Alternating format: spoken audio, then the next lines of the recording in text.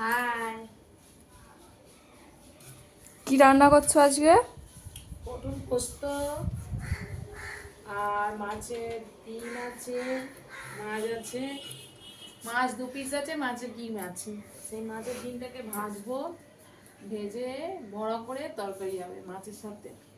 আর পটল পোস্ত হবে, ভাত হয়ে গেছে। শুধু আর তরকারিগুলো বাকি? হ্যাঁ হ্যাঁ হ্যাঁ, তরকারি বাকি, ঘর মোছা বাকি, ছাদ বাকি। স্নান করা হয়নি। মানে ওই 3টে কাজ করলে সব হয়ে যাবে। আমার পাটা খুব লেগেছে, আমি পাটা নাড়তে পারছি না।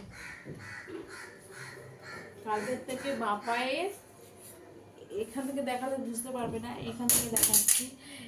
এটা কেমন একটা মানে খটকা মতো লেগেছে, কিন্তু তার তো আমি পা না এমন করতে পারছি না, এমন করতে পারছি না, খেলাতে পারছি, খুব কষ্ট হচ্ছে। যে গায়ে পা দিয়ে শোয় সে কাল সারা রাত বাঁ পাশ ফিরে শুয়েছে, না ডান দিক ফিরে গায়ে পা তুলতে পেরেছি। পাটা উঁচু নিচু করতে পারছি না। মানে এতটাই লেগেছে? এতটাই লেগেছে। তোমার আন্দাজ কি হয় যে কিভাবে লেগেছে? দুপুরবেলা ঘুমাচ্ছিলাম, ঘুম থেকে ওঠার পর থেকেই দেখলাম। তাহলে হয়তো ঘুমাবার দোষে। সকালে ঠিক ছিলাম, কাল সকালে উঠে রান্না বান্না, কাঁচা চান, বিছানা ঝাড়া সব হয়েছে। দুপুরে খাওয়া দাওয়ার পরে শুলাম, তারপর থেকেই এটা। তা তুমি মশলাটা কিভাবে বানাবে? এই যে এই মশলাগুলো, এটা বানানো একটা টেকনিক আছে, ঠিক আছে? এই টমেটো, এটা টমেটো, খুব ভালো লাগে। এই আদা, এটা রসুন, ঠিক আছে? এটা রসুন। তারপর আর ওর সাথে কি দাও? পেঁয়াজ। পেঁয়াজ। ওই পেঁয়াজ আছে, ওই পটলের সাথে ওই পেঁয়াজ।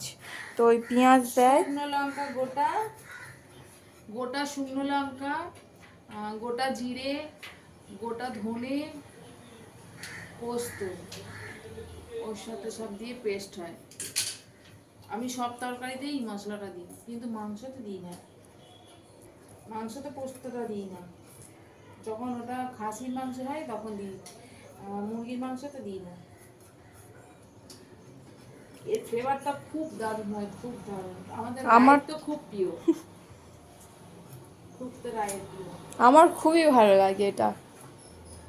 তোমরা একদিন ট্রাই করে দেখো, কেমন লাগে আমাদেরকে কমেন্টে জানিও। টাটা।